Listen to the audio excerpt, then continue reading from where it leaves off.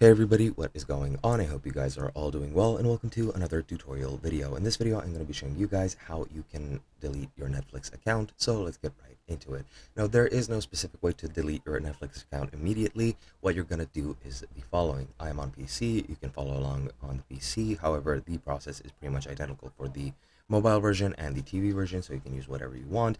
So what I'm going to do is go into my account settings, hover over your profile icon, click on account, and then go and manage your membership.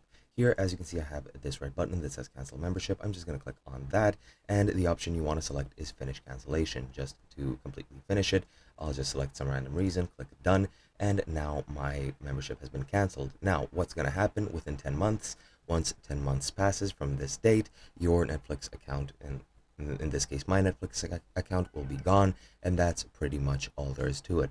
Hope you guys enjoyed, and I'll be seeing you guys in another video.